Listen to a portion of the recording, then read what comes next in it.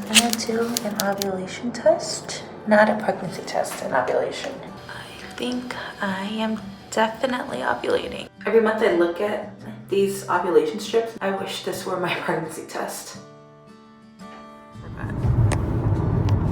So I am on my way right now to do day 3 testing. So this tests for my hormone levels because it should be at certain levels at this time, like day 3 of the cycle. So we're checking that, and we're also doing some thyroid hormone tests to see if my thyroid hormones are at regular levels, and to see if maybe that could be a cause of the infertility. But yeah, I am on my way to get my labs drawn. It is fasting, so I have been fasting since dinner last night, and it's like 9:23, so I'm not that hungry, but I'm excited to drink my coffee after. Grace is taking me because I do have low blood pressure, so she wasn't sure if I should be driving after I draw blood.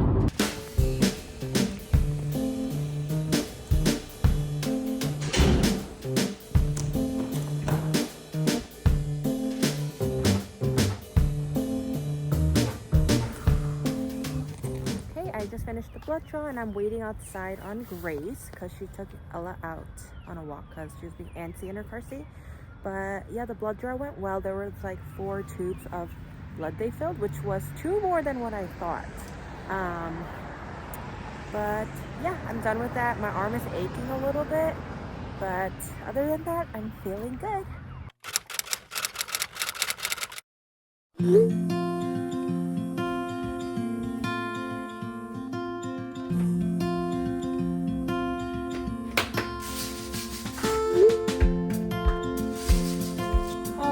But it's getting brighter now.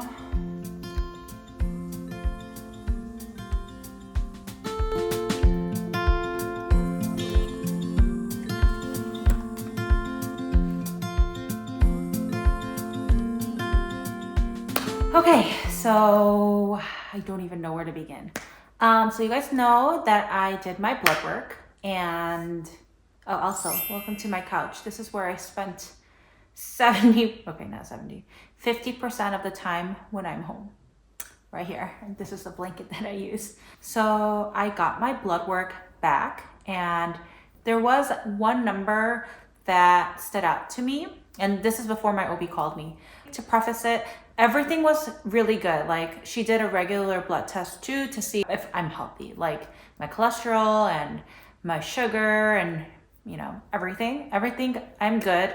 I don't have any thyroid issues either, which is something that we wanted to eliminate. But we did the blood test, and the AMH was low. Estradiol, FSH, LH, everything was good, but my AMH was low, and I didn't know what AMH was, and I still don't know off the top of my mind what it stands for. So I'll put that somewhere around here. AMH is basically is your ovarian reserve. So how many eggs do you have left? So it's not like that number was below the threshold, but it was inching closer to the lower number of the normal value. And I went on a frenzy and I researched the internet, which I probably shouldn't have done. Basically, Google was telling me that that is the cause of my infertility. And I started getting scared. I was doing my own research and looking at case studies. Case studies were telling me something different than what Google was telling me. And then I started going into Reddit and listening to what other people were saying. Everything that I saw was still saying, but I got pregnant. So that made me feel better. And then I just got off the internet because I just spent the last 2 days like crying. But my OB got back to me, and she was like, so I got your lab results back. Did you look at it? And I was like, yeah. She's like, oh, so you already looked it up? And I was like, yeah. She's like, okay, well, I'm just going to start by saying I still diagnosed you as unexplained infertility. AMH has nothing to do with why you can't get pregnant. So I was like, oh, okay. That's how she started off. So it made me feel much better because I was in an emotional distress, like, since the minute I got my lab results emailed. She told me to basically just ignore it. She wanted to take a look at everything else, like my hormone levels. Everything is good. So she said, you're very healthy, you're very young, you have regular periods, you ovulate every month. There's nothing to worry about. AMH has nothing to do with your infertility. So I was like, okay, that's really good. But she did think that I should meet fertility specialist. And with that, she thinks I should meet like a couple to see what everyone's opinions are, gather my information, and decide what Chino and I want to do as our next steps. She doesn't think that we need to do IUI or IVF to get pregnant. She does think it will happen naturally. Just, I don't know why it's taking so long. But yeah, she thinks like it's not bad to be proactive and at least get my foot in the door in case I do want to do it, because, you know, those appointment times and scheduling, it could just take forever. But I told her I actually had already scheduled an appointment with the fertility specialist, and it just happened so like smoothly. They had one spot available like in 2 weeks from when I called them, and that happened to be a perfect time for Chino and I. It like matched perfectly with their schedule. So we have a meeting with them. I was on the phone call with our insurance to see what coverages can look like if we wanted to pursue fertility treatments. As of now, we're still a little bit like, we don't want to go that route, but we just want to see what it would look like if we were to, what the chances are and all of that. But yeah, that's kind of where I've been at. I was so stressed about it, and like Kevin started doing his own research for me, my brother-in-law, and he basically told me, yeah, AMH has nothing to do with your infertility. It's just basically telling you you're not 20 anymore. And I was like, oh, thanks, Kevin.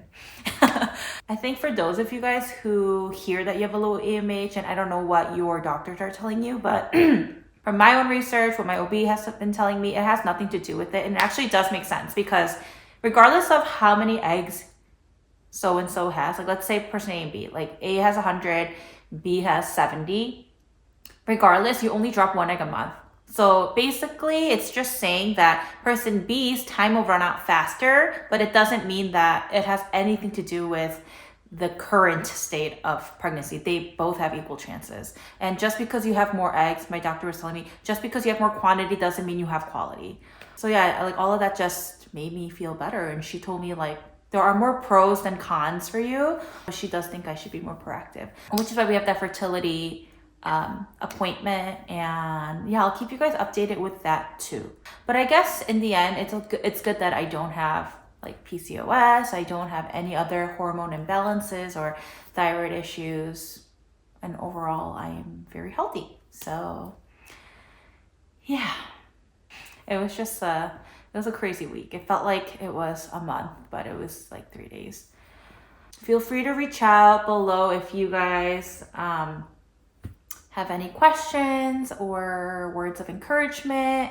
I will have to say that I was very, very grateful with the flood of messages, DMs, emails, and comments that I got that just made me feel like I had so many people around me that can encourage me. And it was like sad initially because I was just like constantly reminded of it. But then at the end of it, when I look back, like all of those were coming from good hearts and from good places. And it just made me feel like, yeah, I have a lot of people around me to support me.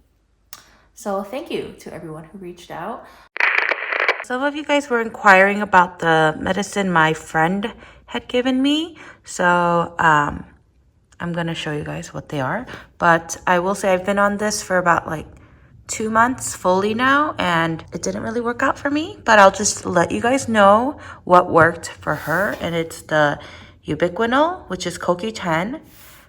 Prenatal is what I've just always been on for forever now. Inositol capsules, Dongquai. I don't know if I'm pronouncing this right. This is a Chinese herbal medicine. Vitex berry and ashwagandha. So I'm probably not going to be taking these meds anymore, but maybe it'll work out for some of you guys.